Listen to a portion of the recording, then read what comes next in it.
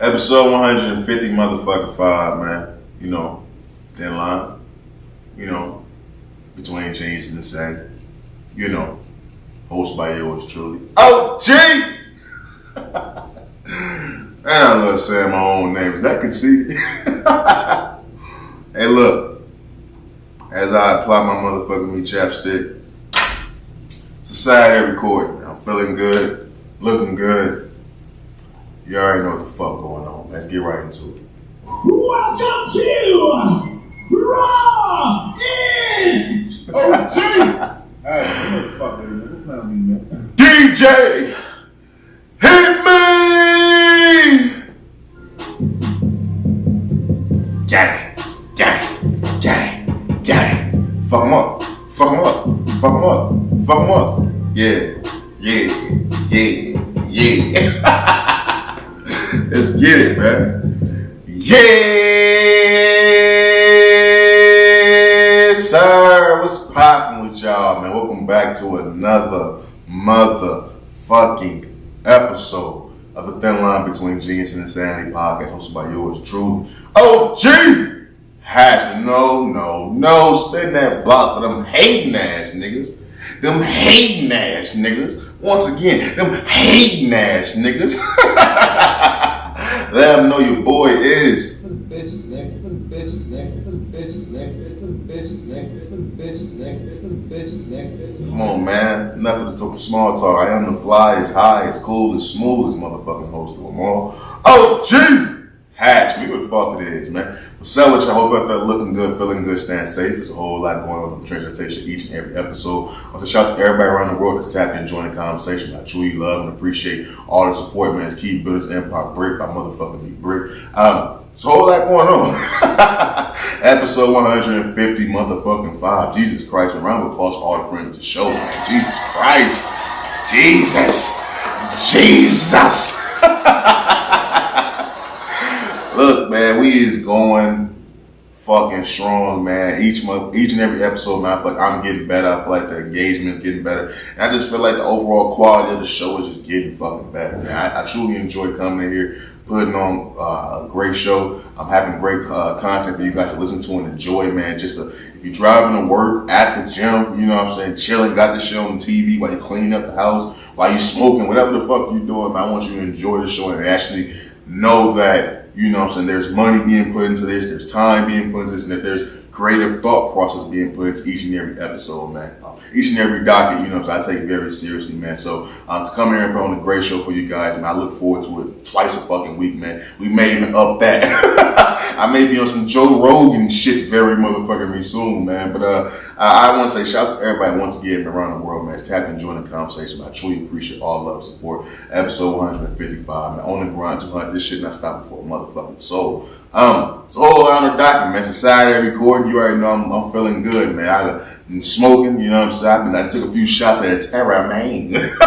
Rock bottoming bitches. Can you smell it? Nah, man, took a few shots while I recorded, man. Just a Saturday recording, man. You know, Saturday records always feel a lot better than the Wednesday records, just because no work, no white man with the foot on my neck type shit. They had to pay my rent this morning. Sheesh.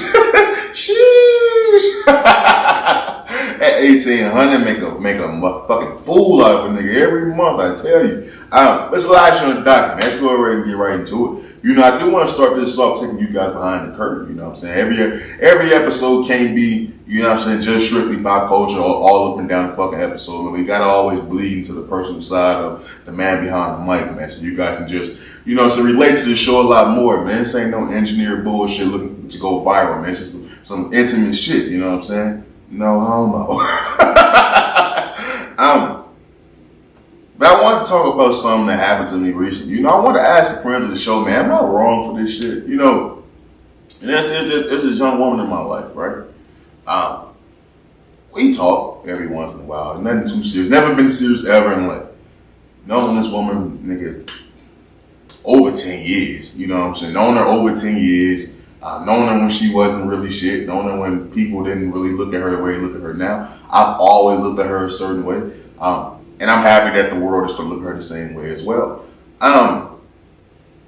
You know, this young woman in my life, and I'm gonna try to get straight to it without too much filibuster, you know what I'm saying? This young woman in my life, and we talk, you know what I'm saying, once or twice on the phone, a few messages exchanged. And this entire time, I've always expressed how much I've been into this woman. I've always expressed like, yo, hey, if shit can work out the way it should, hey, me and you type shit, right? But we never ever got serious.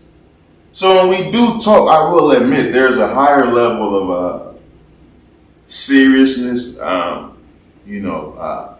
There's just a high things on a more serious level when we exchange conversations rather than just someone trying to have a casual conversation or trying to just meet someone that they think is attractive and shit like that. We've already went leaps and bounds over certain boundaries type shit. Like, we've already did that shit years ago type shit. So I will admit that, okay, when we do talk, things are progressing much faster and further than they probably should.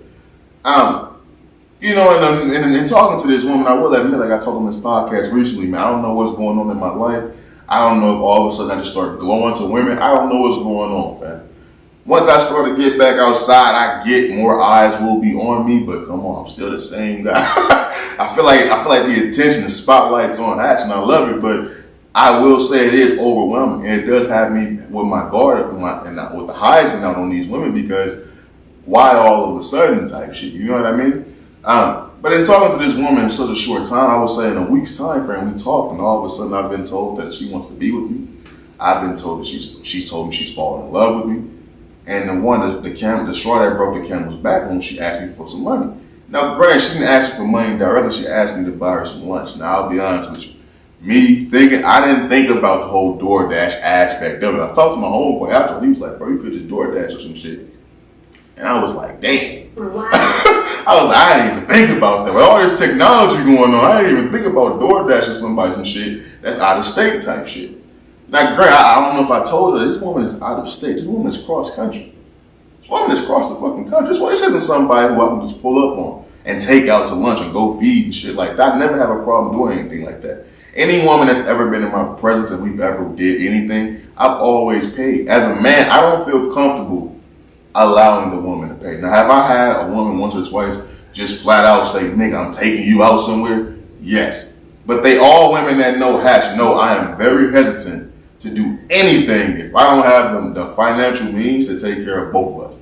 I don't want a woman to think about paying anything when we going out. We going out, then I got it type shit. It ain't like we finna do shit super crazy. I got it.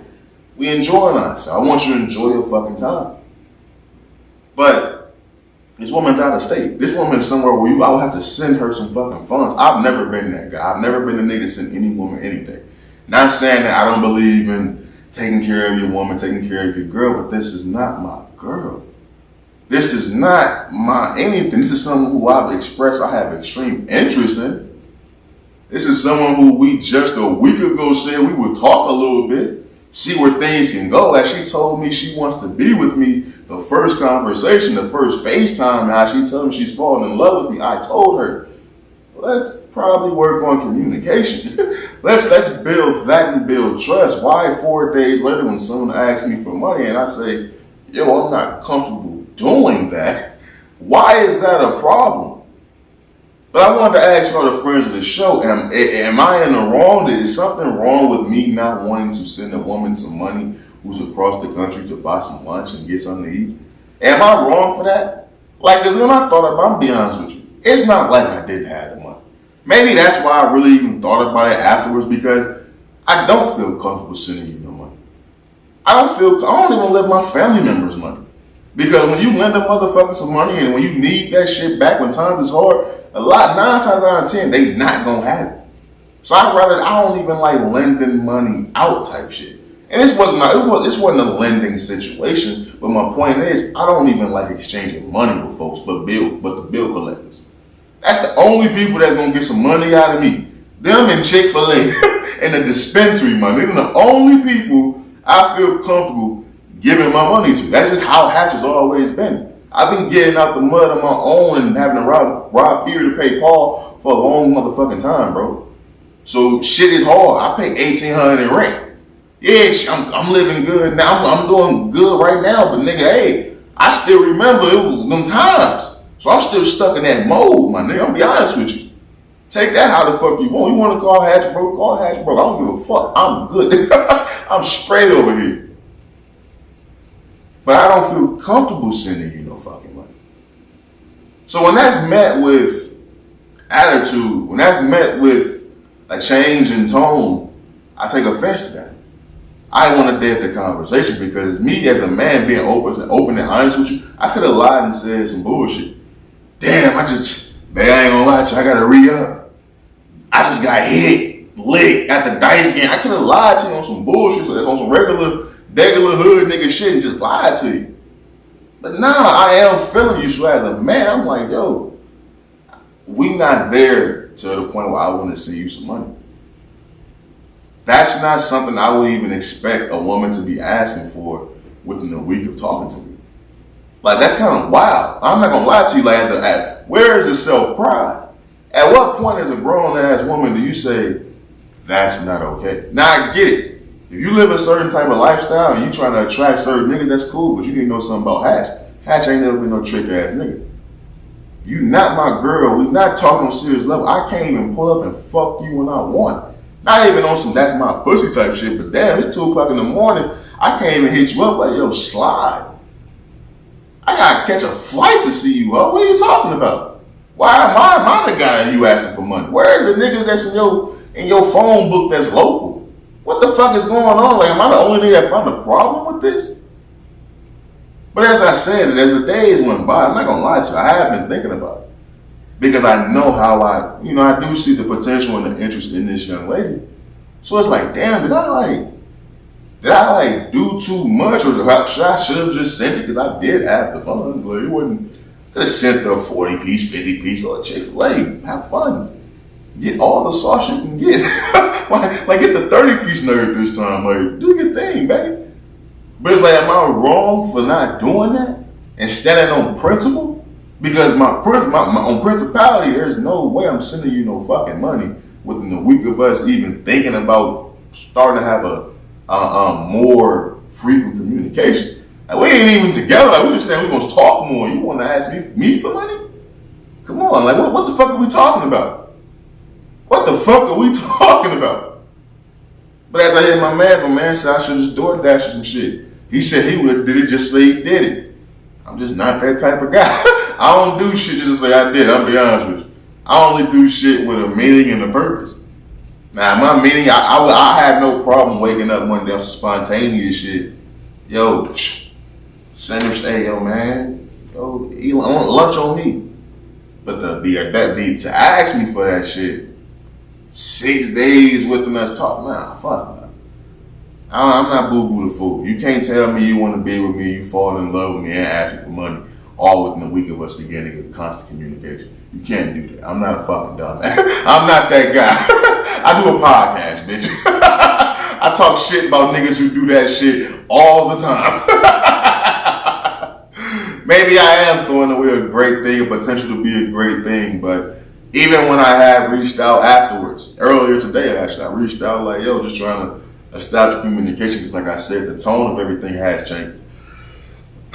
It isn't the same. Shit isn't the same. It isn't as frequent. And I understand that. Do I miss what we had? I mean, okay.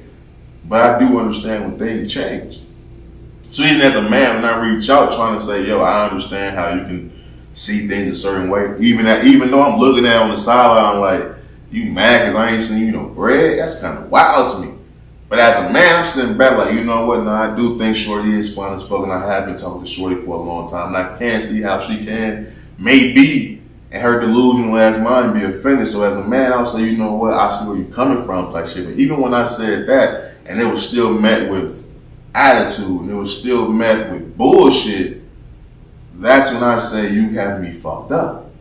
That's when I say, who the fuck do you think you are? That's when I say, this is over. Because as a man, I'm all for, as a grown ass man, I'm all for establishing a communication with somebody and being upfront, being open and honest with somebody. Especially if I fuck with you. If I fuck with you, then we can have shit out in the open, on the table. If I don't fuck with you, then I don't really give a fuck about your feelings, what you got going on, none of that shit. If I feel you a genuine person and I feel like this relationship is cool, no matter if it's romantic or what, it can be platonic as fuck. But I think that you a cool motherfucker and I want everything to be out in the open. If I say something out in the open and direct to you and then you meet that with some little kid ass bullshit, we have nothing to talk about. I'm a grown ass fucking man. Let me get a close up. I'm a grown ass motherfucking man. I've been through a lot of shit in my life. As a woman, if you can't open your fucking mouth and have a conversation about what the fuck you feeling and what's on your chest, I ain't the nigga for you. This dick ain't for you. These four walls and this ceiling and that dog I got ain't for you. This ain't the life for you. Take your ass somewhere. I'm a grown ass motherfucker, man. It's not directed to that young woman. This is a public service announcement to any woman who's ever been going to be or has been interested in Hatch. I'm not the nigga for you if you can't express what's on your mind. Is there anything need to be said after that? I think fucking not. So to the young lady who got mad because I didn't give you fucking lunch, yes, you are fine as fuck. You are bad as fuck. Your personality is off the charts, at least I thought it was. I seen who you truly were. And I'm not knocking you for it. You have a certain standard, okay. You have a certain expectation, okay. I'm not the fucking guy. Move the fuck on. Next topic. Fuck you thought this was.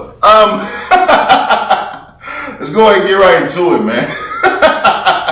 Ain't no pussy ever been that serious, man. Let's go ahead and get into it. You know, I was scrolling through Twitter, B. And for the new listeners, look, this podcast is very fucking random. You will see very quickly how my mind works. No topic really goes together, but it's a great fucking show, I promise you. I fucking promise you. You know, I was scrolling through Twitter, and I didn't know if this shit was real. I didn't know if I was like dreaming and stuck and fucking watching The Dark Knight Rises or some shit like that. I came across these clips of what the fuck is going on in France. Have y'all seen this shit? Oh my god. My nigga, this shit look like Batman. Like it's fucking tanks with cops. They running around gunning niggas down. Niggas is stealing buses, riding through fire. It's fire trucks being stolen. It's fucking elephants and zebras being let loose from the zoos. My nigga, it ain't all fucking fun and games in Paris. It ain't Eiffel Tower on my ass, my nigga. It's going down in Paris, my nigga. Well, in France, I should say. I don't know if it's directly in Paris. But in France, it's fucking going crazy. The France protest is going crazy, my nigga. US don't step like this. There has been some things. I remember the protests, the riots and shit when, you know, the police brutality and all that. But it wasn't this. St. Louis held it down. You got the iconic picture of the nigga with the riblets in his hand throwing the fucking smoke bomb back. St. Louis held it down. I fuck with St. Louis. That was right where I was living. Them exact same streets, my nigga. Rest in peace to Michael Brown. But they ain't stepping like fucking France. I ain't seen no wild ass animals, elephants and giraffes and zebras running through the fucking streets of St. Louis. I ain't see it. I didn't see fucking tanks with police gunning niggas down in the middle of the street. I didn't see it. I didn't see that. This shit look like a fucking Batman movie, bro.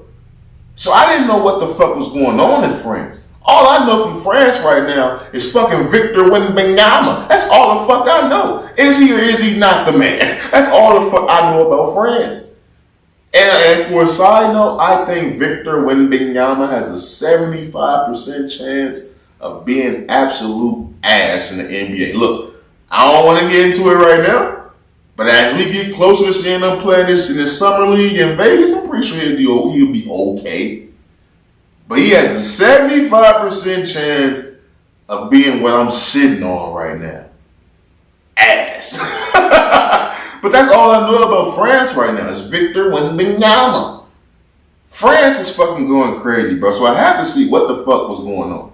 After I seen multiple videos and stuff like that of, you know, just the wild shit going on in France, I was like, okay, let me look this up and see if these things are actually true.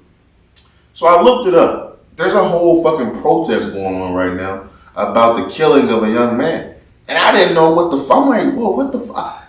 It's like sometimes as an American, and you know, I'm gonna flex real fast, like I mentioned a few episodes ago. This podcast is global. This podcast is global as fuck. We reaching many fucking countries. How? I don't know. Well, I used to say I didn't know. I know now. I'm good at what the fuck I do. I'm just be honest with you. You call me cocky, you can call me what the fuck. I know the hard work I put in, and I know the sleepless nights, and I know the times where I'm late to my real job doing this shit. I'm good at what the fuck I do. So as an American, I have to stop, well, as a podcast, I should say, I have to stop acting like what goes on in America doesn't happen everywhere else. See, sometimes I feel like as an American, racism only is in America. Fuck no, they don't like blacks everywhere, nigga. It's police brutality everywhere. It's police who use their power everywhere. Who for the wrong reasons, I should say. Every fucking way. So when I looked up what was going on out there in fucking France, it's fucking crazy. Let me read you some shit that I looked, the article I found on CNN about this shit. It says France has been rocked by a wave of protests after a 17-year-old youth was shot by the police near Paris on Tuesday, so it was in Paris.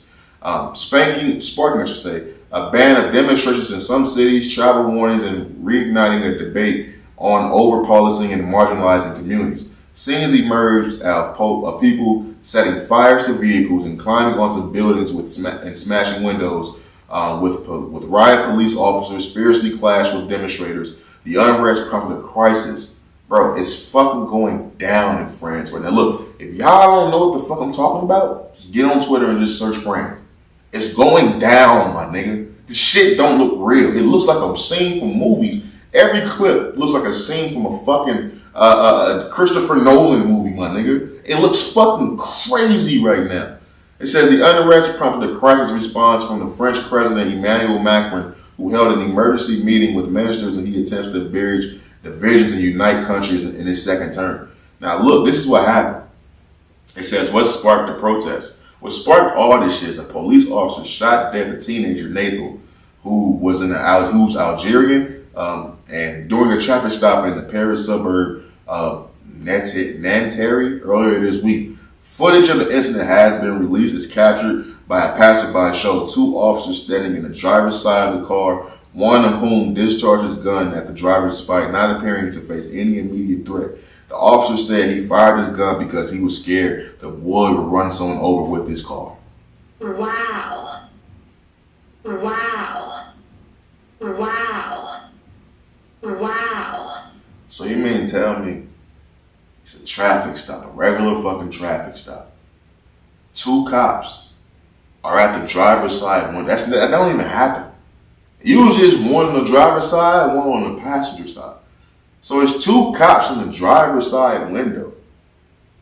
And you thought he was gonna just go run somebody over so you let off some fucking shots? Does that make sense? Of course it doesn't make sense. Actually, of course it doesn't make sense. Because it's bullshit. But I'll continue to read. He said, Pratch is the prosecutor. He's the prosecutor. He said, Pratch said that it is believed the officer acted illegally and using his weapon. He is currently facing a formal investigation for voluntary homicide and has been placed in preliminary detention. So, I will say this, it does look to seem that France is acting a little bit more harsher than the U.S. I will say as fast, I would say, because usually in the U.S. when there's a killing of a police officer, usually, you know what I'm saying, yeah, they may go to trial, but it's really drawn out a little bit. I feel like the only one that wasn't drawn out was the, what's my man's name? That's fucked up, I can't remember my man's name. Fuck, I can't even think of the man's name. The more recent one that happened in South Carolina. George Floyd. Was that George Floyd? Yeah, George Floyd. That's South Carolina? I don't know where George. I can't remember George Floyd should happen at, but George Floyd case was probably the only case that I can remember that happened as swiftly. I feel like Derek Chauvin was on trial pretty motherfucking fast. Within a year, I feel like Derek Chauvin was on trial. Typically, that don't happen like that.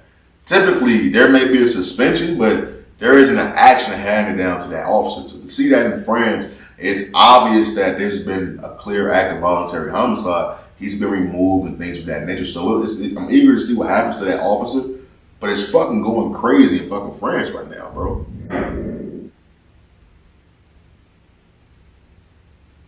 I said a lot of times. I said one time in this podcast, bro. It's alarming how easy it is to become a cop. And I don't say that to try to poo-poo on any cops or anything like that. I understand clearly how hard it may be to be a cop. That's why I never had any interest in doing it. Because A, I know I have an attitude problem. B, a nigga like me with a gun? Come on, man. I don't take disrespect lightly, nigga, with just these. You give me that iron, come on, man. What? The fuck you say? Don't even fix your lips, nigga. Don't even fix them, bitch. My mama, hey, I was threatened. Don't give me a gun. But I shouldn't just be able to go to a fucking mini camp, a boot camp. I shouldn't be able to just go do some bullshit training and shit like that to become a cop. The same way I feel it's too easy to become a soldier at arms. Fam, it's too easy to become a fucking cop and try to police the citizens. Because niggas is fucked up. It's evil motherfuckers who is cops. There's no way you just shoot a nigga because he's in his car behind the wheel at a traffic stop and you think he's gonna run somebody over. What sense does that fucking make? But the actions like that, it's the explanation to the chaos that's happening right now.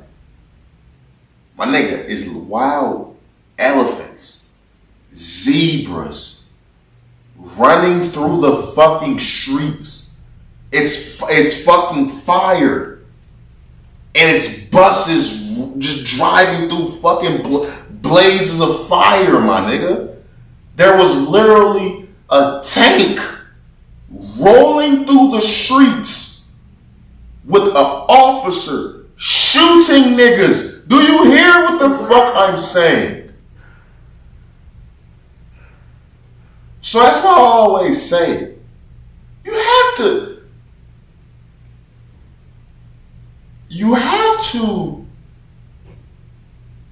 see, I don't even know if I want to say it because you have to be mindful of your surroundings, of what your environment, which you were fortunate to be in.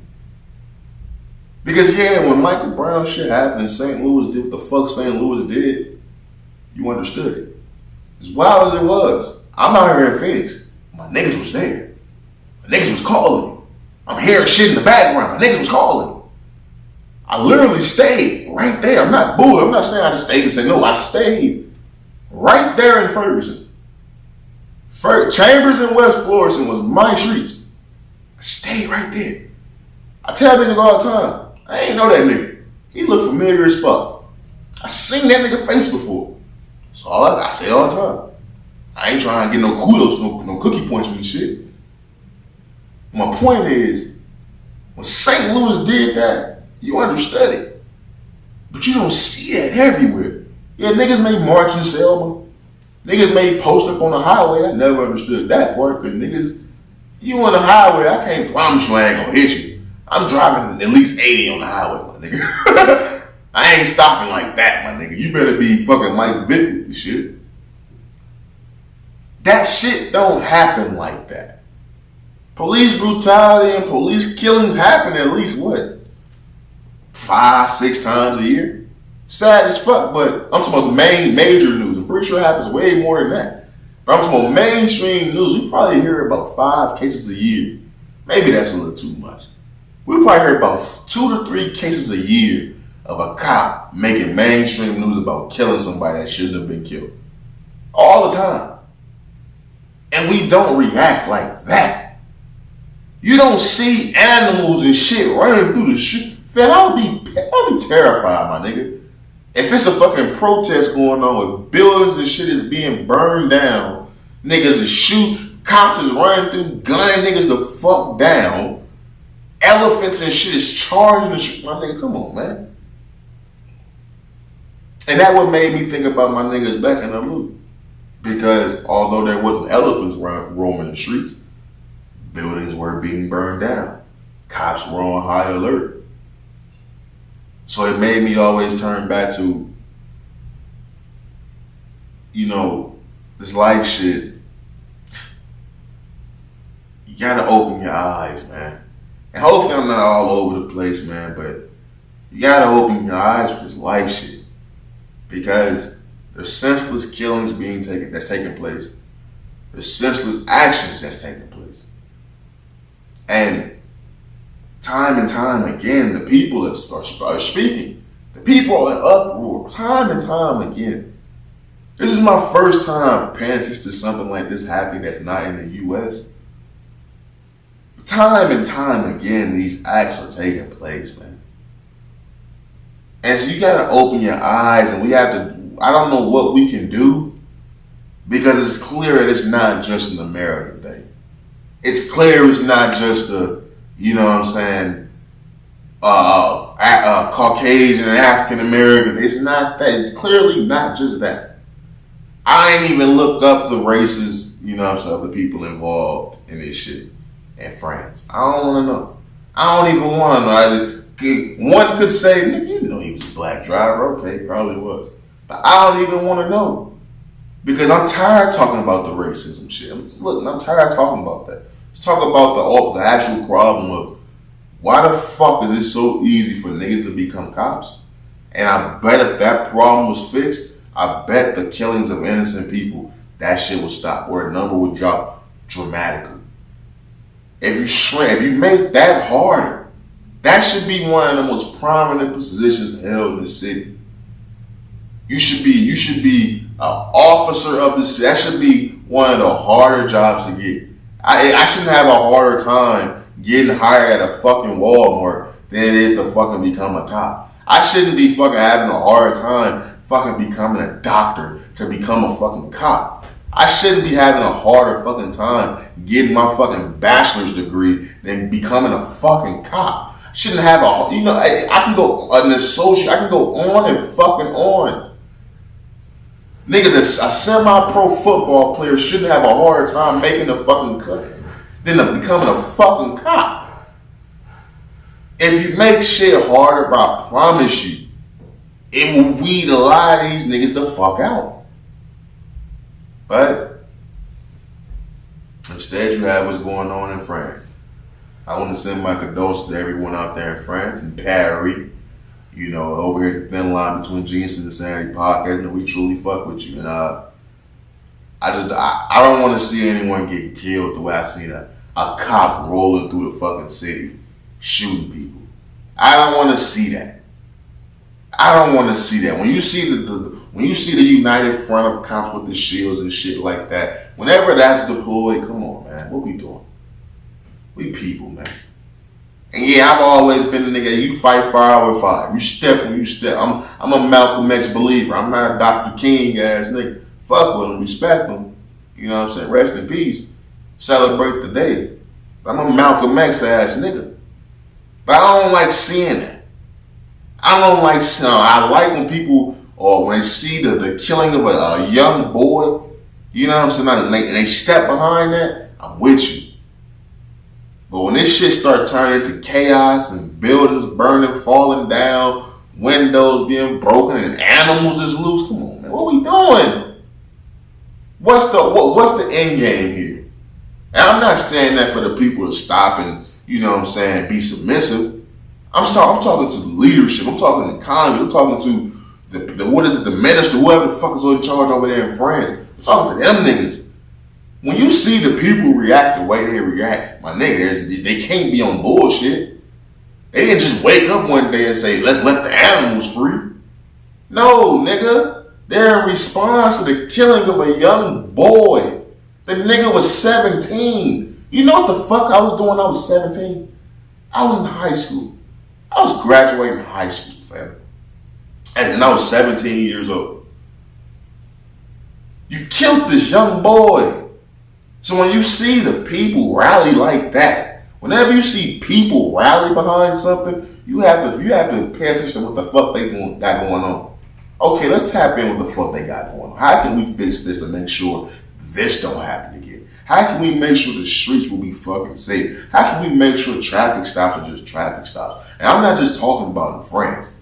I'm using this as an example. This should be every fucking where. Niggas can't be getting killed in traffic stops, bro. That shouldn't be a fucking thing. But it is. Unfortunately. It fucking is, man. Moving on.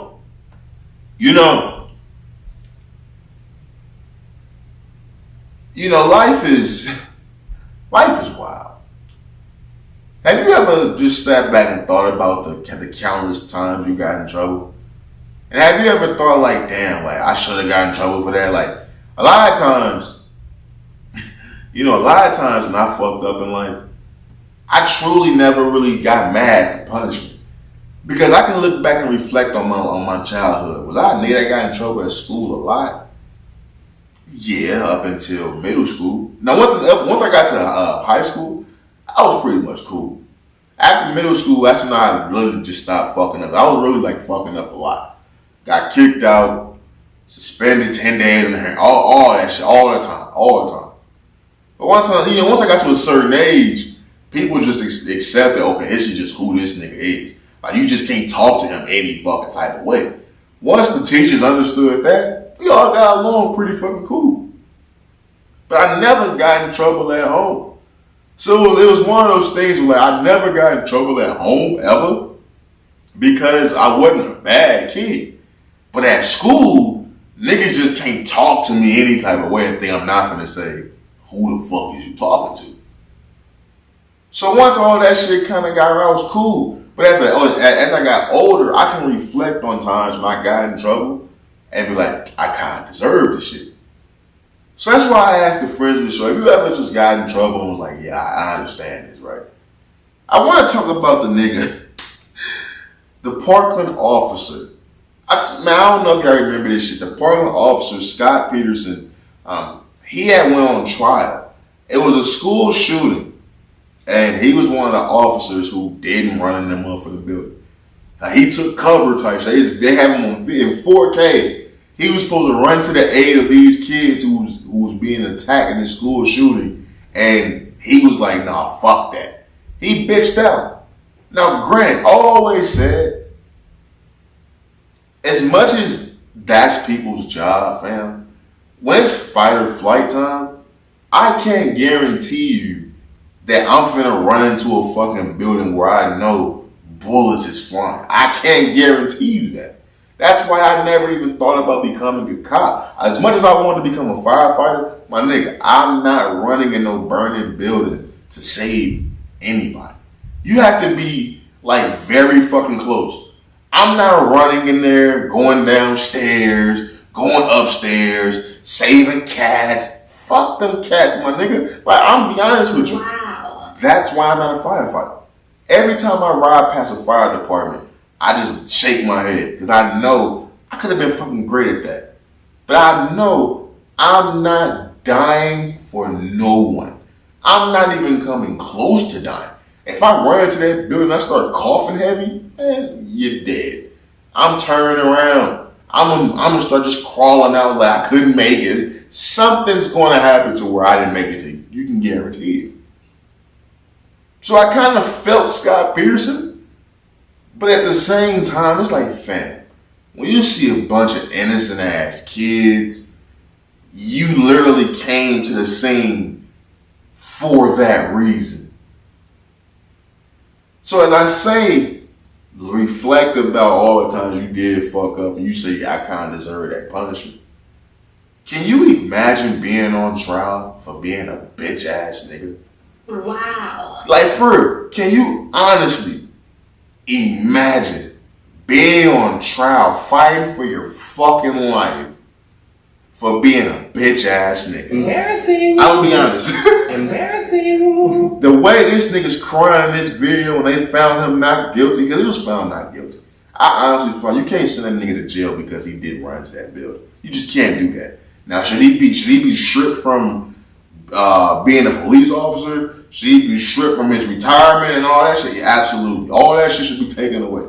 Because you was a phony fucking baloney ass cop. But I don't believe he should be in there with the crooks and the criminals and niggas who committed, actual crimes because he was a bitch ass nigga. Like, come on, that's a bit much. But when they found him not guilty, fam, his reaction, there's no way you could have ever expected him to run into a building with fucking bullets flying. This nigga has the snot bubbles. This nigga, he's praying. This nigga cheeks is fucking wet as fucking tears. This nigga life flashed before his eyes, fam. I can only imagine the amount of embarrassment that this nigga sustained from this event. As much as people want to get on this case, people want to, talk shit about him, talk all that shit. Okay, that's cool. I look at it totally different. Because I don't know if I would have ran to that building. I don't know. I don't fucking know. I don't know. If I was in the building when shit was going down, okay. But you want me to run into that motherfucker? So you mean I was just perfectly fine and you want me to go into some bullshit? I don't know if I can do that. I don't know if I can do that. I don't know with this fucking pistol. If I had a fucking bazooka or something, we can blow this bitch the fuck up. But if I feel underarmed and outmanned, I'm not going in that motherfucking building. I'm not.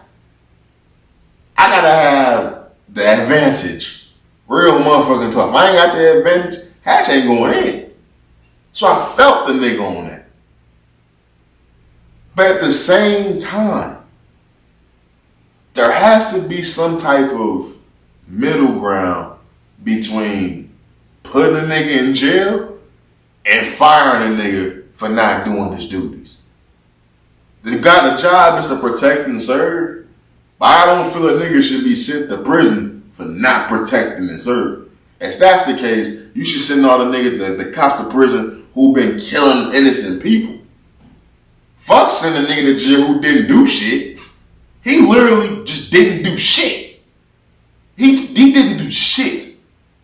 So fuck sending him to jail. Send the niggas to jail who been killing black people. Send all them niggas to jail. Send the niggas to jail who choked out Eric Holder. Send the niggas to jail who was stepping on niggas' necks. You know what I'm saying? Shooting niggas over Skittles. Send George Zimmerman ass to jail. Don't send Scot Peterson to jail. Cause he a bitch ass nigga. Come on, man. You know how many bitch ass niggas is out here? The older I get, the more and more bitch ass nigga lifestyle is more attractive. The lifestyle of not having to worry about no negativity.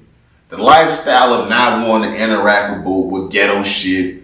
The lifestyle of motherfucking being sensitive and following the laws and paying your taxes. That shit's more and more attractive the older I get. So please, don't send the bitch ass niggas to jail. Send them roughneck tough niggas to jail, please. Send them niggas to motherfucking prison. Real motherfucking talk, man. Real talk. Moving on. I want to get into this documentary right fast. I'm into the crime shit, all the crime docs and all that stuff. But I've been tapping into the cult documentaries and stuff like that. I've always been interested in trying to understand how people can fall into cults and believe certain things. Just because it just sounds weird to me. It always sounds like mental health, if I'm being honest with you. It always sounds like the people taking advantage of people who are mentally weak. And not mentally, when I say mentally weak, I'm not just saying like, low confidence and shit like that. I'm saying like people who have straight mental issues. That's the common theme I always see with this cult shit. And I was watching this Heaven's Gate documentary. And I'll be honest with you, I never really heard about the Heaven's Gate shit. This was before my time. I believe this shit, they died in 96, 97, I believe, when the suicide happened. My first introduction to Heaven's Gate was through Lil Uzi. It was a few years ago. He did some things where he like copied the imagery and some shit like that from Heaven's Gate. So that's the first time I had ever heard of Heaven's Gate. And I didn't do any research or nothing like that, but just I was scrolling through HBO, I believe it was, and seeing he had a documentary on the shit. So I clicked on it. And I didn't know what this originally stemmed from. Like, I understood that their imagery was a spaceship and aliens and shit like that. But I didn't really know what they was into. Like, you got the whole, certain cults just believe in certain things. Like, they just follow certain people. And I never truly tapped into what the fuck they believed in. When you really look at cults, like, cults is really like their own kind of religion. And I don't really look at cults any different than I look at any other religious groups, because the only thing that's really different is the numbers. If fucking Christianity was fucking only a percentage of what the fuck it is now, in the amount of people that's into it, we would look at that as a cult. Because the overall, the words and the followings that these people was using in Heaven's Gate wasn't that different from Christianity and other religious groups. It's just, they just did a few things different. But when, like I tell you all the time, even when I was talking about the transgender shit, how many people do you need for things to be looked at as normal? Because if you only got 100 and some people doing some shit, the nation not gonna look at you as normal. They'll look at you as a fucking outcast, a weirdos and shit like that.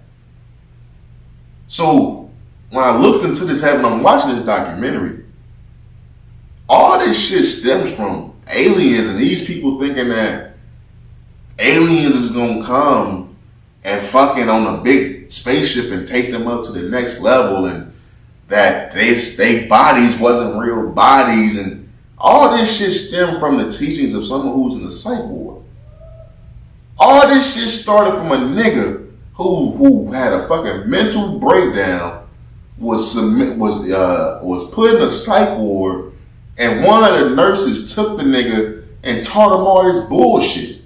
So him and the nurse went off and fucking started a fucking cult. And they found other fucking people who was into aliens and shit and thought that this shit was real. It blows my mind how people seamlessly follow bullshit. I suffer from depression, mental health, mood swings, anxiety. I suffer from all that shit, bro. But there's no way a motherfucker can come to me, and as much as I believe aliens exist, you cannot come to me and tell me that I'm a fucking alien, that my body isn't my body, it's a vehicle, and that when I die, I'm a motherfucker, I'm gonna fucking go to the next level, and a fucking alien spaceship gonna come and suck my body up. What the fuck are you talking about? And the one thing I know is with all these cults, ain't no niggas in these cults. It was one nigga in this Heaven's Gate cult. It was one nigga in this Heaven's Gate cult. One nigga. Black people ain't this fucking easily convinced. And see, when there's black people doing weird shit, we look at this shit as mental health, crazy, uneducated, some shit like that. When you watch this documentary, they make it a priority because it's predominantly fucking white people. They make it a priority to express to you that these people not crazy, that these people were well educated. They came from two-parent household. They made it a priority to let you know that these white folks ain't stupid, that these white folks ain't suffering from mental health.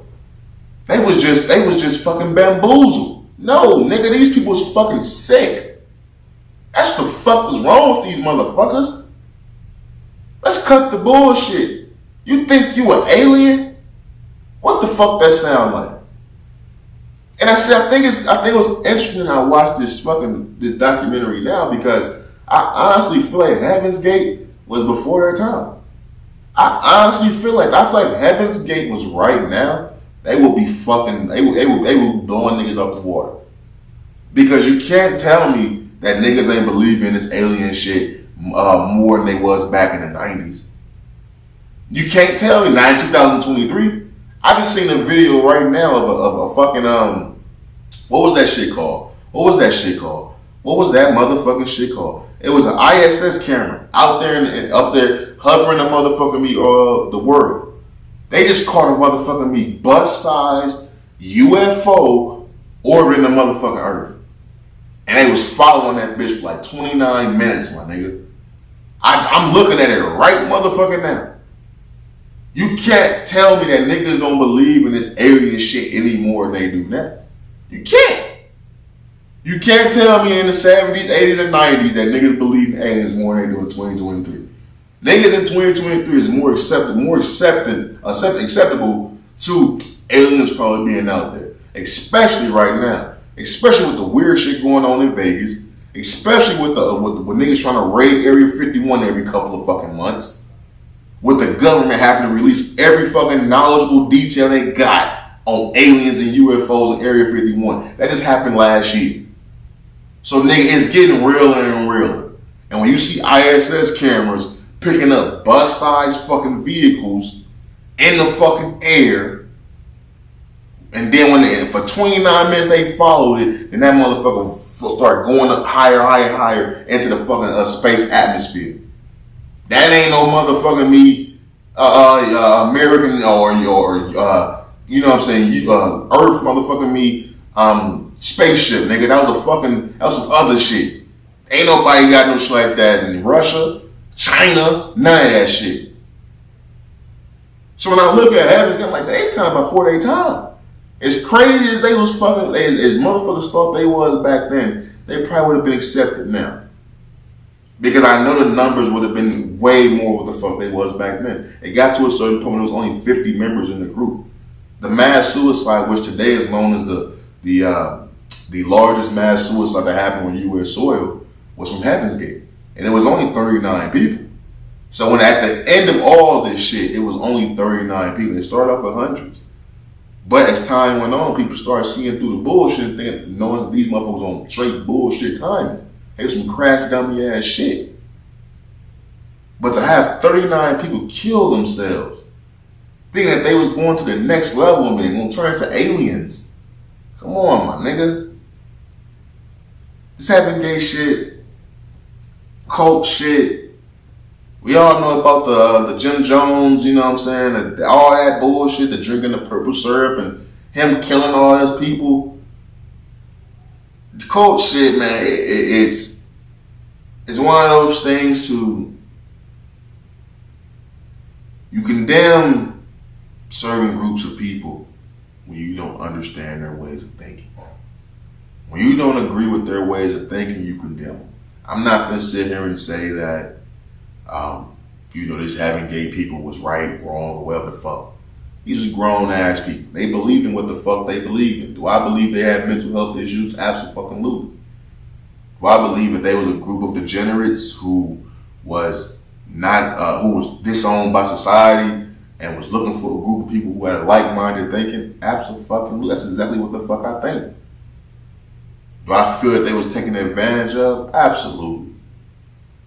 How many people do you think that happens with Christianity? And when it comes to politics, being a Republican, Democrat, you know what I'm saying? When it comes to all that shit, bro, people are taught certain things and people gravitate to what the fuck they believe in. Why do you think niggas become Bloods, Crips, GDs, and they gravitate to the people with like-minded intentions, with people they can relate to, people who they feel comfortable with? So with this cult shit, I don't look at this shit no different than any other religion, any of that shit. I'm not trying to talk shit about religions or none of that. My whole family, they all go to church, all that shit. I pray and shit like that too. But I look at all that shit the same, because if that shit had a small group of people, if that was the minority, we'll look at that shit totally different. But the simple fact that you can look at Christianity and see that shit spread across the globe, and you look at the Democrats and Republicans and politics and see that shit spread across the country, when the masses is into that shit, we don't talk shit on it. But when it's a minority group, as a minority my motherfucking self, I don't like when those things are condemned and labeled certain things and people pick and pull at the minutia of the bullshit and not get into what's actually going on. I'm not gonna knock these people for believing what the fuck they believe in. Even if I don't agree. As much as bullshit as I think it is, I'm not gonna knock them because I think they was fucking sick. And being led by someone who was clearly fucking sick because he was in a psych ward. So I just think they were failed by the government, by police, by doctors, and by their family. These people had a large following, bro. They was putting out ads in newspaper. They had TV shows. They was on Dr. Phil. Like, all these people use these people for content and use people for storylines and headlines and all that bullshit and calling them names and all this bullshit instead of giving these people the help they really deserved. And now they dead. And it's fucked up because everything that they was talking about and believing and all that bullshit, niggas in 2023 won't look at that shit as that motherfucking me weird. Because everything that they was talking about, as wild as it is, it's fucking off the rails as I think it is. When you got niggas thinking they seeing aliens in their backyard, when people saying it's UFOs crashing and shit into the motherfucking US soil, when niggas is seeing ISS cam footage of fucking bus-sized UFOs, my nigga, the shit that these people were saying in the 70s, 80s, and 90s is right on time in 2023. These people needed help. And maybe they wasn't that fucking crazy. You see the one or two sides. These people either needed fucking serious help, or maybe they wasn't that motherfucking me crazy. I don't know. All I know is the Heaven's Gate doc, that shit hit different right now. Watch that shit right now. You get in tune what the fuck is really going on. The information is being released about aliens, Area 51, the phone calls that happened in Vegas, the ISS cam footage that just got released. I don't know. Shit hit different. That's all I'm saying. The shit hit different. That shit hit different as fuck. I ain't gonna lie to you. Moving on. I want to get into, how running backs are violent. Titans running back Hassan Haskins, he was charged, bro. He's allegedly strangled his girlfriend, over liking a picture. That what the fuck happened? Let me see. What did they say? He was okay. Titans running back Hassan Haskins allegedly strangled his girlfriend for liking the guy's picture on Instagram. Wow. Man, fuck that. Drop the phone. Man, I fell down to my knees when the law came. I don't understand running backs. I'll be honest with you. When you look at just positions in football, running backs look like the most volatile group of players in the league. You always heard something about them kicking bitches, stepping on bitches, punching bitches, raping bitches, sexual assault. I don't even want to name names, but you had the Zeke shit, the Alvin Kamara shit, the what was the nigga name who was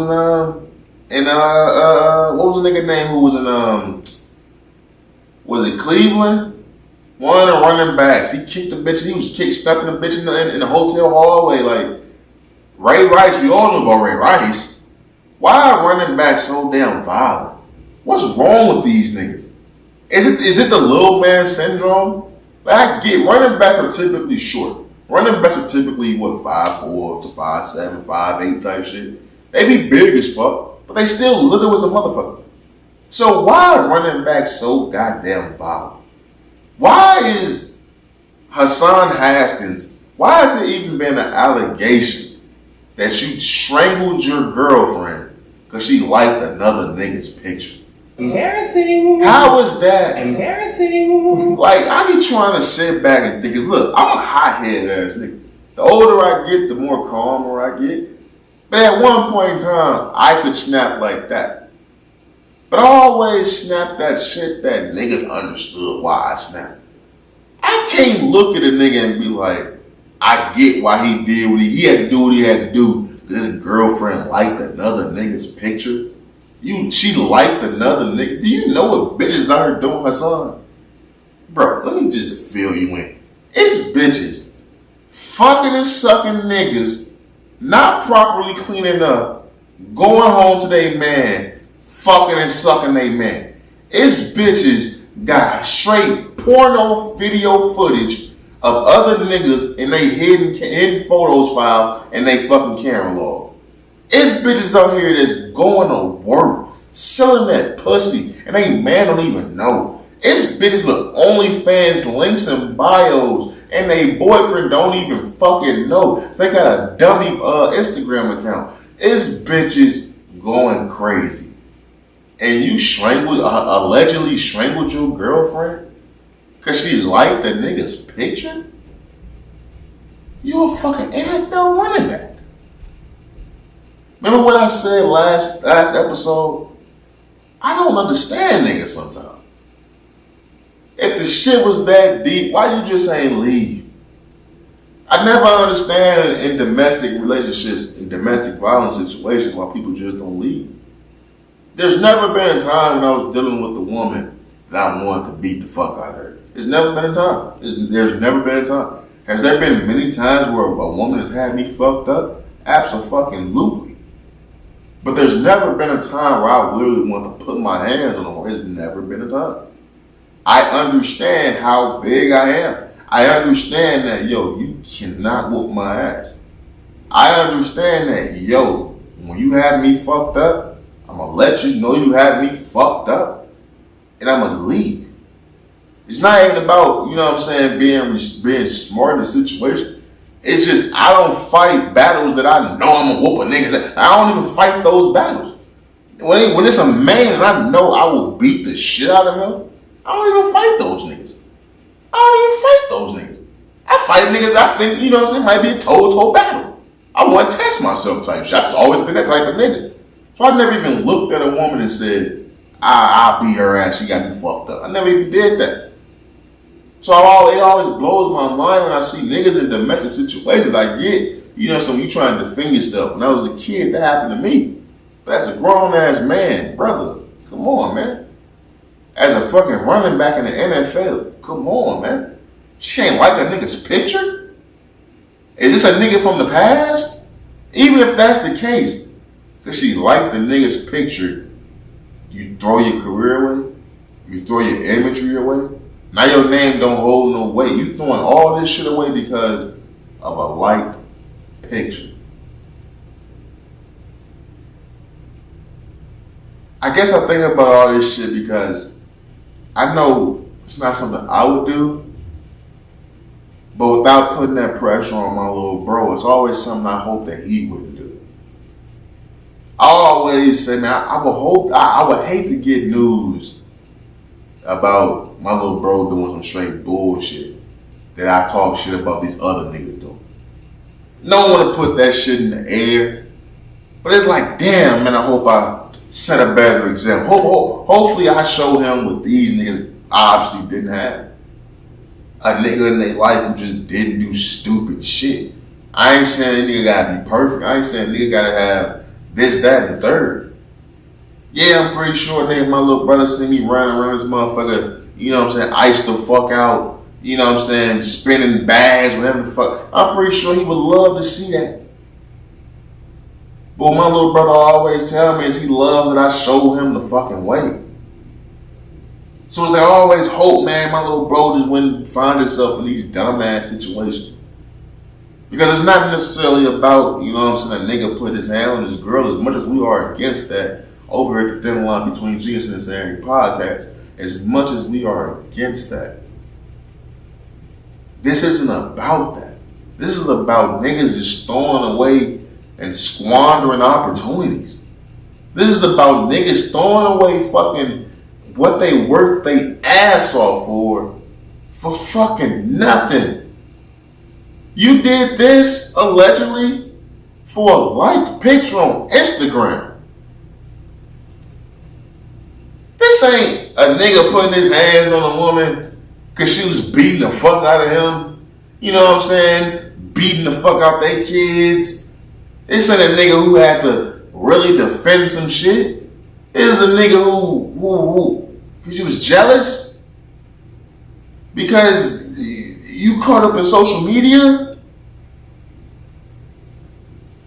I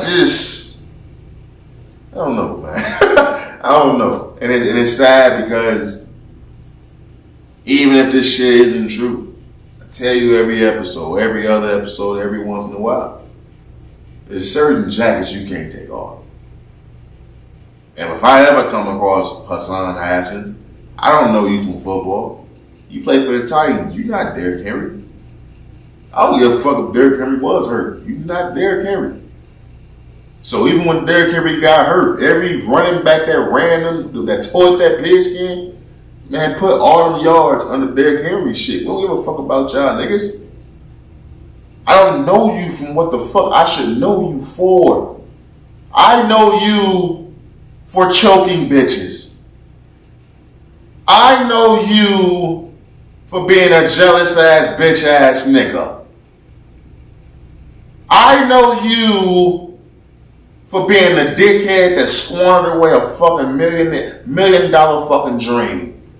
That's the fuck I know you for, Hassan Haskins. The fucking moving on, man. Moving the fuck on, man. I don't even know this bitch ass nigga. He ain't Saquon Barkley. He ain't fucking Zeke. He ain't motherfucking me, he ain't Nick Chubb. Nigga, who else running the ball? You ain't gotta be a running back. He ain't Justin Fields. He ain't Lamar Jackson. He ain't Jalen Hurts. He ain't Patty motherfucking Mahomes, boy. You ain't no fucking body worth talking about. But what the fuck are we talking about now? We ain't talking about you with the nice game, the nice 100-yard game, the nice hurdle, the nice dive in the pylon. We ain't talking about none of that shit. Talking about you being a bitch ass, hoe ass, sleek ass nigga. That's what the fuck we talking about, Hassan. So I hope this shit not true.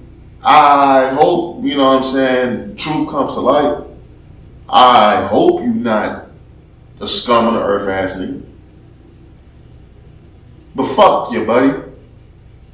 I never heard no shit like that. That's why I always say, bro, I'm the homeboy that niggas need. I can't have a homeboy and this comes out. Can't happen. You did what? If I'm at my homeboy house and this him and this girl in the back and I start hearing bumping and grinding, if y'all ain't fucking, buddy, we not cool. If you come out scratched up, she scratched up, glasses broke, we not cool. What happened, bro? Man, bitch like that nigga, man, I'ma slap the shit out you. Now we scrapping. Cause now I gotta defend her cause you's a bitch ass nigga. Come on, man, I spent too much time talking about this no name ass nigga. Moving on, man. I want to talk about Prosecution, man. The prosecutors, they play Young Thug. Yo, news came out about Young Thug. And they say Young Thug got her snitching too. Wow. I ain't gonna lie to you. If at the end of the day, if all is said and done, if it comes out that Young Thug himself, Jeffrey Williams, was indeed a fucking rat in damn self, I ain't gonna lie to you. I ain't gonna lie. Hey, I ain't gonna lie. For all the motherfucking shit we just gave Gunna, if it comes out that this shit is true about Young Thug, my nigga, he's done. So news came out about Young Thug, man.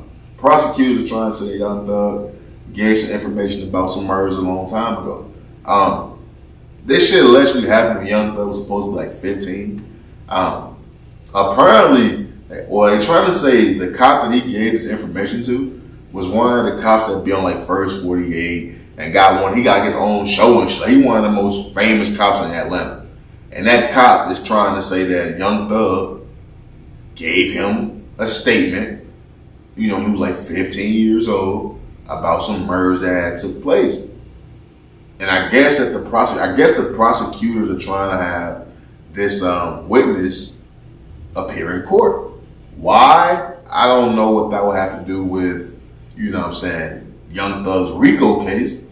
But obviously they're trying to paint a certain picture. It's kind of the same thing at that the YNW Melly case. The prosecutors put out, we don't know if the prosecutors did it, but a fucking video leaked of a young YNW Melly in an interrogation room cooperating with police to a certain extent. Do I think that nigga was snitching when I seen the video? No. But we in a time right now to anybody talking to the police is deemed snitching. So anything that's coming out right now from Young Thug that's talking about him cooperating with police and giving statements about some murders, no matter if it did take that when he was 15 years old, niggas gonna look at that a little bit, you know what I'm saying, a little shaky, Cause niggas is trying to ride high for Young Thug right now because they think Gunna snitched on him, which he kind of did. But it'll be one of those things with the kettle called the pot black texture. However the fuck that go. But I'll be honest with you, and reading the paperwork that came out by Young Thug, I don't think he snitched. I don't even believe it. I'm gonna be honest, I don't even believe it. And the reason why I don't believe is because, A, you telling me that a nigga cooperated with somebody, gave a statement in the back of a police car. I'll be honest with you. That's not really telling me shit. I've seen Law and Order 2, they got the CIs and shit like that, the undercover informants, and they get in the back of the police car and start spilling the beans. But if Young Thug got some shit at 15 years old, and the cops pull up on me in the back of the seat and they question him about some shit, and he saying whatever the fuck he's saying, I'm not looking at that snitching. I ain't never looked at that snitching. I'm not gonna do that today. But it is wild as fuck to see that this is coming out. It does make me think about the RICO case and all. Because yeah, everybody's been tapped in with the YNW Melly case. But I did see that Young Thug's defense team, they did submit paperwork for a mistrial. Now that don't mean that it's gonna get granted or anything like that. But that's me saying that I wonder how this case truly is going. Because there's nobody coming to this, he got people that took plea deals and shit like that, but there's a lot of evidence in Young Thug's case that's getting thrown out. Cell phones and shit got thrown out. So it's making me become more intrigued or interested in, would Young Thug actually beat this? Me personally, I don't think anybody beats a RICO. I don't think I've ever seen that. I'm not saying this never happened before, but I don't think a RICO is pretty much those kids to where nigga you doing some time. Now, if Young Thug only get 5 years, that could be butter. That could be real butter right there. I ain't gonna lie to you. 5 years ain't that bad. He'll still come out and be a young motherfucker, be Thug. But 10, 15, I don't know. It look a little bit shaky. I ain't gonna lie to you. But it does make me question what the fuck is really going on with that case, because if you got shit like this and tactics like this being employed, where they trying to, destroy Young Thug's reputation and destroy his image out there, then it makes you question what the fuck do they truly have on him, because a state RICO case is not that common. So for them to even be implementing these tactics, it makes you think, okay, is Young Thug's team putting together a strong defense? Is they making a strong case for them to either get a lighter sentence or get off scot-free? Because a lot of this shit has to do with the beef against YFN and Lucci. And they can't get YFN and Lucci to take a plea deal or testify against Young Thug. A lot of their shit is about Young Thug directed to that nigga. So it's gonna be interesting to see. I ain't gonna lie, it's gonna be very interesting to see. But moving on, before we get the fuck up out of here, man.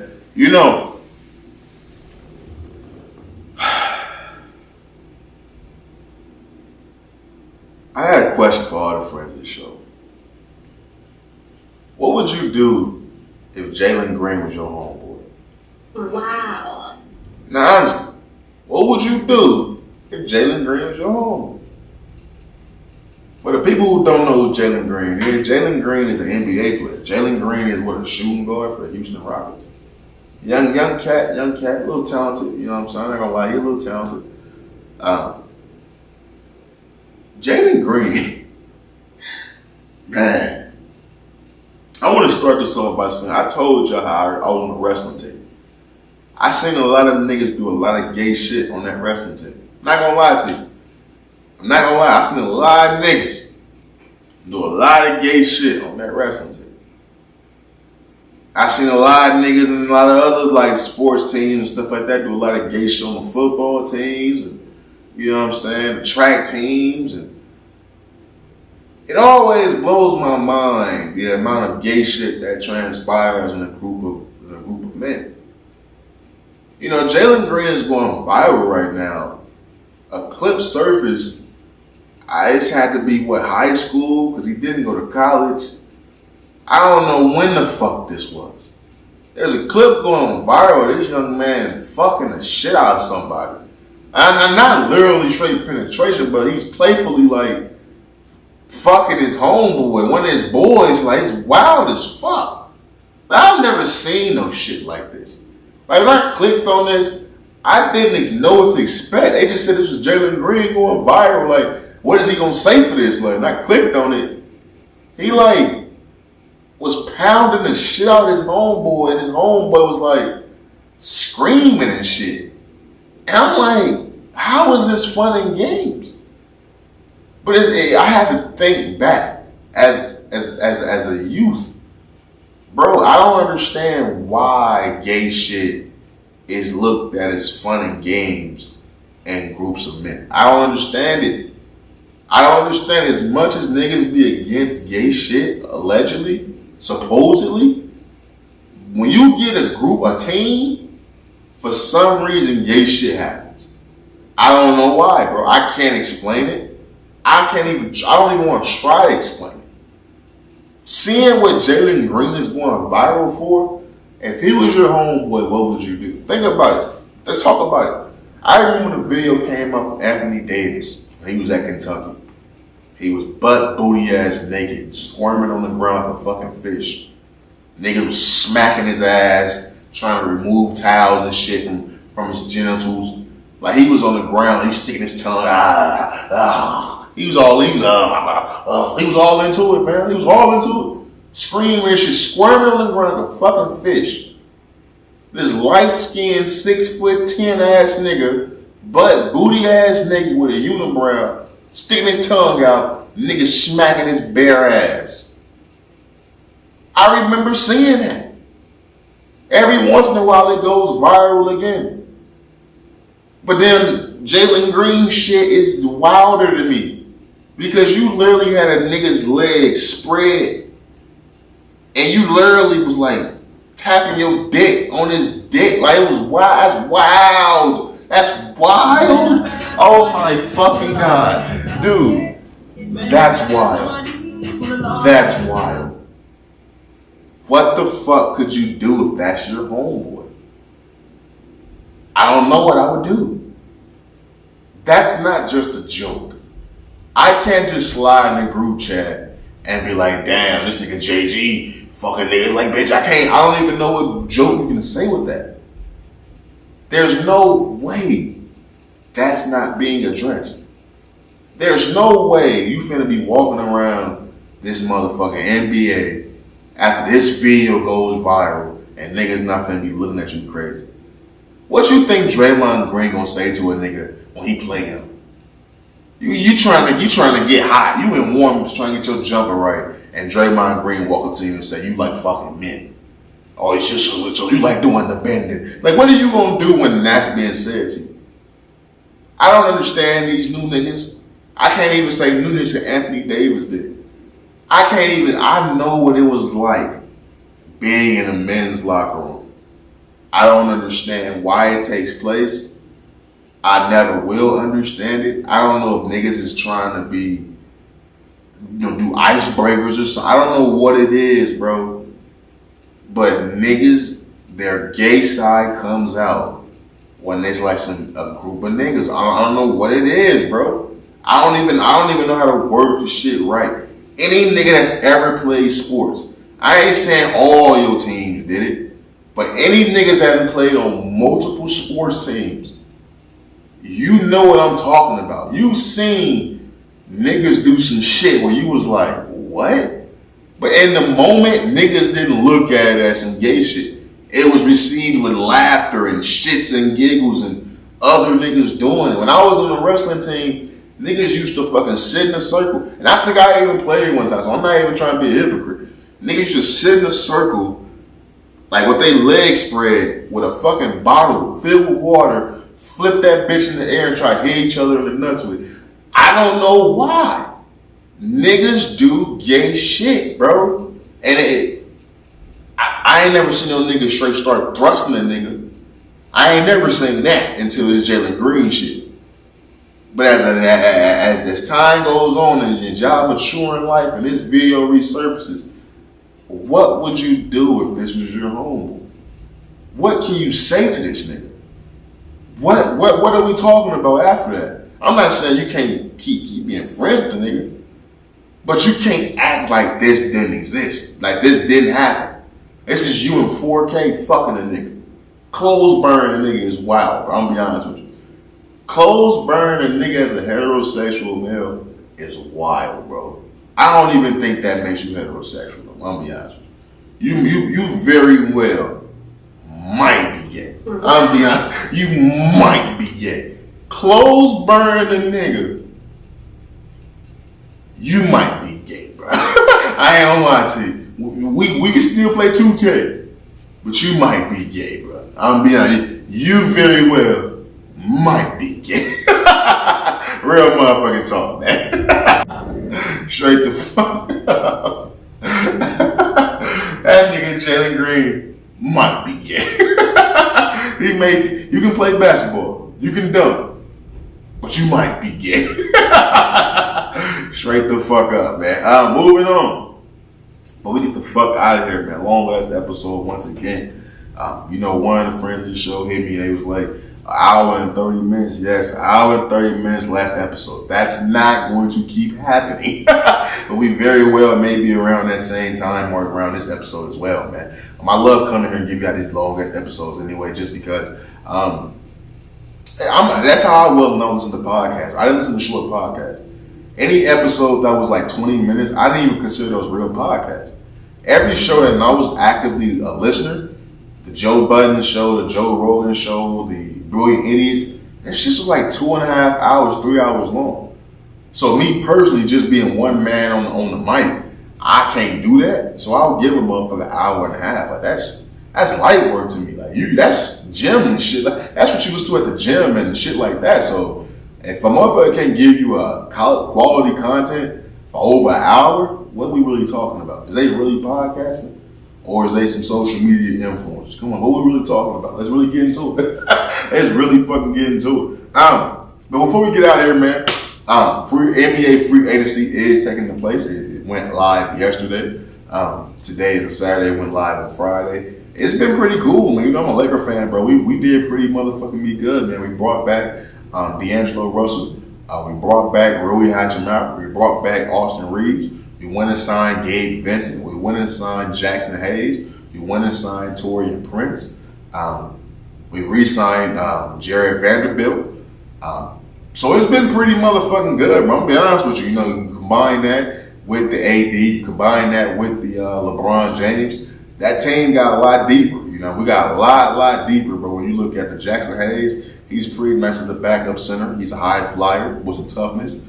He had some trouble in the back in the past that I brought up on the podcast before, but you're around LeBron, AD, you can get the right mentorship and shit like that. Developer on the field handy. Gabe Vincent, we'll see what he can do. I don't really like that signing. I feel like they bit the cheese. He was an undrafted player, had a hot playoff run, but maybe he could become the next Fred VanVleet type shit. That's when he become, and I'm all for it. You know what I'm saying? Getting him over Dennis Schroeder, I don't know. He a better shooter, allegedly. In the regular season last year, he shot 32%, but in the playoffs, he shot like 38, 39. So hopefully he can still be a better shooter, but around LeBron James, hopefully that can increase. Who else? Who did I say we brought? Taurean Prince, 3-and-D. He's like 38% from three. I like it. You know what I'm saying? You bring in, like I said, bring back Hachimura and shit like that. I like that a lot, man. So I think Rob Pelinka deserves a lot of fucking praise, bro. I truly don't understand how he hasn't had at least one executive of the year. You have to think about that 2020 team with LeBron, AD, Danny Green, Dwight Howard, JaVale McGee, Kentavious Caldwell-Pope, Kyle Kuzma. When he put that team together, bro, that was the best team in the NBA. And he didn't get even a vote for executive of the year. The following season, he went and got Dennis Schroeder, Montrezl Harrell, the two dudes who finished top two and 6 men of the year. He went and got them and added them to that team, and we still didn't get any nod for that. We was the number one team in the West before he got hurt. So then he, fucked up and going to get Russell Westbrook. But then even after getting Russell Westbrook, if Rob Pelinka don't get executive of the year or at least a fucking vote this time around, it's a problem. Because the way he turned around the team at trade deadline, nobody expected that. And I can't remember the last time we seen anything like that.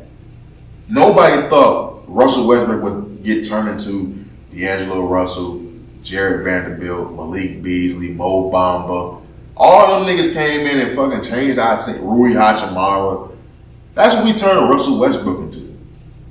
And if he don't get credit for bringing them niggas onto the team and getting the Gabe Vincent from Miami, getting the Taurean Prince, getting the Jackson Hayes, you know what I'm saying, getting the Cam Reddish. I forgot all about it. We got fucking Cam Reddish, my nigga. Getting all these young players with potential. Rui Hachimura still young as fuck. Austin Reeves still young as fuck. Cam Reddish still young as fuck. All these niggas got untapped potential that still can be reached. And we still got Phil Handy, who's the fucking guru of player development. So I'm astounded, bro. I'm really happy what we did as a Laker franchise. Obviously, you know what I'm saying, teams who still got worried about is Denver. Phoenix did pretty good in free agency. Golden State did okay. So it's going to be interesting to see, but I'm very happy what Rob Pelinka did. All praise for Robbie motherfucking me P. Robbie P for motherfucking me president. It's going to be an interesting season. Like I said, we got Victor Wembanyama. Be coming up in the Southern League real fast. I think next week is when they go to Vegas or something like that. I don't know, but it's going to be interesting to see Victor Wembanyama. Earlier today, Damian Lillard requested a trade to try to go to Miami or it's either Miami or the Clippers? I think it's Miami or the Clippers, but I think he's just trying to get to Miami, which would be pretty cool. Him, Jimmy, and Bam. I don't know if that's going to win the East, but it'd be pretty cool to see Damian Lillard finally get out of Portland and stuff like that. So that'd be pretty cool, man. Sports is turning up. Basketball is all year round sport now. It feel like that shit overlapping, man. I ain't even ready for football. I don't even know when football started at this point. It feel like basketball is all year motherfucking round, man. The NBA is doing a phenomenal motherfucking job, man. It truly motherfucking is. But with that being said, I think that's all we motherfucking got. Yeah, it is. Let me just run through these topics real fast, make sure they miss nothing. We got the France protest. We started the podcast off with me taking the friends of the show behind the curtain. Imagine being on trial for being a bitch ass nigga. The Heaven's Gate documentary hitting different. Running backs being violent as fuck. Prosecutors playing a trick with Young Thug on these snitch allegations. What would we do if Jalen Green was our homeboy? And all praise to Robbie motherfucking P. Yeah. I think that's all we motherfucking got, man. We're gonna leave it at there, man. Episode 150 motherfucking 5. Great ass episode, man. But with that being said, DJ, drop that fire ass beat, my boy. You know how I give it up, man. It's episode 150 motherfucking 5, man. You know how the fuck I give it up at the end of these great ass episodes. It's all these ways. Never let them sidetrack you with the bullshit. Always keep the main thing the main thing. Stay safe, stay sharp, stay sane. And how's this episode? And we out this motherfucker. Peace. Damn. I got thighs out and shit. I've been wearing my fucking dad shorts, man. Letting these hoes see my thighs, man. It's been doing very well for me. Look, man. You know, I do want to say this. You know, what was this? Today's Saturday. So Friday, yesterday actually. I did the launch of the merch, man. I just want to say thank you to everyone who, you know, got some merch. For the people who tapped in and said they're interested and they will be getting some at a later date. Thank you as well, and you know, in advance. I just want to say, man. Like I said, it was a few hundred. I did a few hundred dollars in sales when it came to selling merch yesterday on the first day of selling merch. It's not something that I'm expecting to be a huge booming ass business, but it is something that piqued my creativity because I have a lot of designs. I got hats, I got sweaters and shit. I already got the fall merch line already designed. That shit's already designed. I got sweaters, all types of hoodies, all that. All that shit's already done. I've been doing this shit for the last 2 years, bro. And it's just been sitting there. And for some reason, I just wasn't putting it out because I just didn't know what people would do. I didn't know people would buy it, people would like it or anything like that. I was just making shit for me to wear. Like I did with the first drop of merch I did. I just made that for me to wear on the show. I'm out and around. People could, you know what I'm saying? They can see my shit being branded. But to make some merch and to drop a line of it and people actually be interested, it was humbling and it was It felt very good, man. It truly motherfucking me did. I just want to say thank you again to everybody who supported me, who's going to continue to support me, all the friends of the show. I truly love and appreciate all of you guys, man. I truly fucking do. I know I say it a lot. I don't say the word love that much until I'm coming onto this fucking show. I tell my mom I love her, my little brother I love him, you know what I'm saying? My dog. That's it. I literally, when I reflect on like the times I'm saying I love you, my nigga, it's on this podcast because I really fucking mean it. I love all you guys, bro. The show, the numbers, the stream, and all that shit's consistent. We consistently hitting that over 1,000 streams every 30-day mark. Round of fucking applause. Like, come on, man. I can't do nothing but tell you guys how much I truly appreciate you guys. There's been times where I didn't have shit. There's been times I had nobody to talk to. I still don't even like have people in my everyday life that I want to communicate with like that. Because I come onto this show and I get everything off my fucking chest and shit, y'all hear it. Shit, I do cool with that. I don't need you to really say shit back like that. I don't need to have a flowing conversation. I just appreciate being heard. You know what I'm saying? There's a long time where I wasn't being heard. And it feels fucking great knowing I'm being heard, man. So I love you guys. Great ass fucking episode.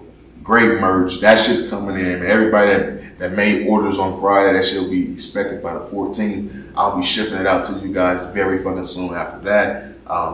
Thank you, man. We're doing good, man. Doing good. I want to get the fuck up out of here. I got plans later. So we're going swimming with some bitches. Swimming with some bitches. Put a little weed in the air, you know what I'm saying? They drinking my cup, you know what I'm saying? You know, who knows where this night might go, man. So with that being said, we're going to leave it at that. Episode 150 motherfucking 5 on the grind 200. Your boy O motherfucking G. The one and only. Flies high, cool, smooth. We out this motherfucker, man. Flies high, cool, smooth. Now we out this motherfucker, man. Peace.